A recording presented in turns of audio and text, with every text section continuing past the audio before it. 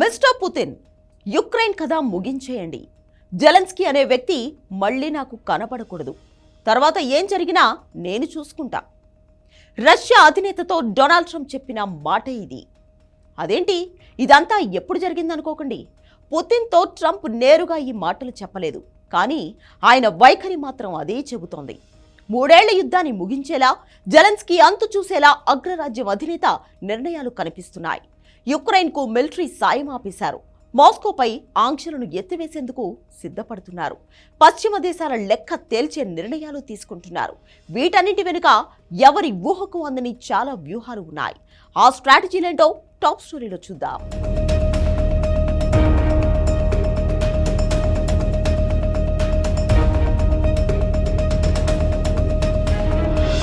Trump వంటి egoistic క్యారెక్టర్తో చర్చలకు వెళ్ళినప్పుడే ఒళ్ళు దగ్గర పెట్టుకోవాలి. కామ్గా పని పూర్తి చేసుకుని జాగ్రత్తగా బయటపడాలి. కానీ జెలెన్స్కీ ఆ పని చేయలేదు.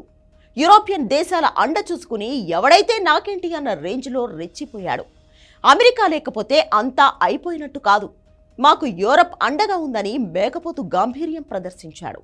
తీరా లండన్లో యూరప్ నేతలతో భేటీ తర్వాత చల్లబడ్డాడు. అమెరికాతో ఒప్పందానికి సిద్ధమే అని, అగ్రరాజ్య సాయం లేకుంటే తమకు భవిష్యత్తే లేదని యూటర్న్ తీసుకున్నాడు. అందుకు కారణం యూరోపియన్ నేతలు జెలెన్స్కీకి బ్రెయిన్ వాష్ చేయడమే. మేం ఎంత అండగా నిలిచినా అమెరికా లేకపోతే రష్యాని ఓడించడం అసాధ్యమని చెప్పడమే. కానీ అప్పటికే చాలా ఆలస్యం అయిపోయింది. వైట్ హౌస్లో ఓ రేంజ్లో చెలరేగిపోయిన జెలెన్స్కీకి అమెరికా ఇంపార్టెన్స్ ఏంటో తెలిసేలా చేయాలని ట్రంప్ డిసైడ్ అయ్యారు. కట్ చేస్తే యుక్రెయిన్కు మిలిటరీ సాయం ఆపేస్తున్నట్లు సంచలన ప్రకటన చేసేశారు. ట్రంప్ లక్ష్యం శాంతి స్థాపన. ఇతర దేశాలు కూడా ఆ లక్ష్యానికి కట్టుబడి ఉండాలి. మా మిలిటరీ సాయాన్ని నిలిపివేస్తున్నాం, ఇది ఒక పరిష్కారాన్ని చూపిస్తుందని వైట్ హౌస్ ప్రకటించింది. అయితే ఈ నిలుపుదల తాత్కాలికమేనని ప్రకటించింది. ఈ మొత్తం వ్యవహారంలో యుక్రెయిన్కు మిలిటరీ సాయం నిలుపుదల తాత్కాలికమే కావచ్చు, కానీ దాని ప్రభావం మాత్రం జెలెన్స్కీపై దారుణంగా ఉండబోతుంది.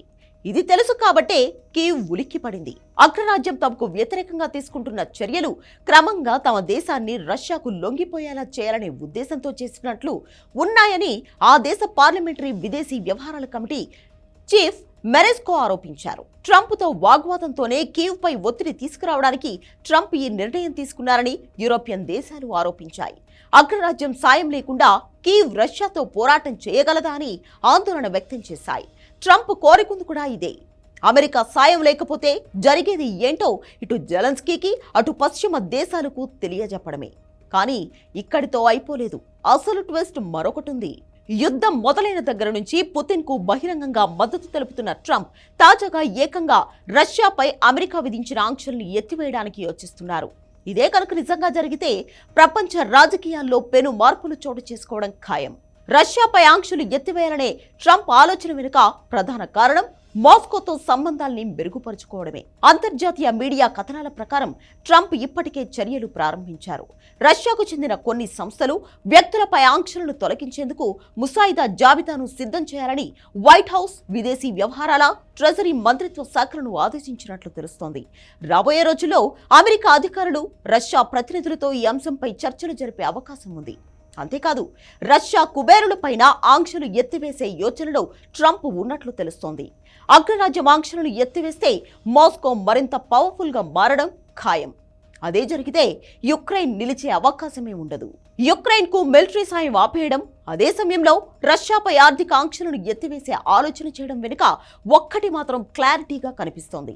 వీలైనంత త్వరగా యుక్రెయిన్ కథ ముగించే ఛాన్స్ పుతిన్కు ఇస్తున్నారు ట్రంప్. ప్రస్తుతం యుక్రెయిన్ పరిస్థితి చాలా దారుణంగా ఉంది. 3 ఏళ్ల వారిలో పెద్ద ఎత్తున సైనికులు మరణించారు. రష్యాను అడ్డుకునేందుకు ఆయుధాలు కూడా పెద్దగా లేవు. ఇదే సమయంలో మారుతున్న పరిణామాలను దృష్టిలో పెట్టుకుని కీవ్పై దాడుల తీవ్రత పెంచారు పుతిన్. ఇలాంటి సమయంలో కీవ్కు తాత్కాలికంగా ఆయుధ సాయం ఆపేయడం అంటే పుతిన్ను రెచ్చిపోమని చెప్పడమే.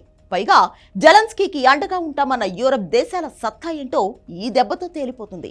ఈ మొత్తం ఎపిసోడ్లో ట్రంప్ ఈగోను హర్ట్ చేస్తే రిజల్ట్ ఎంత దారుణంగా ఉంటుందో జెలెన్స్కీతో పాటు ప్రపంచం మొత్తానికి ఓ క్లారిటీ రావడం ఖాయం.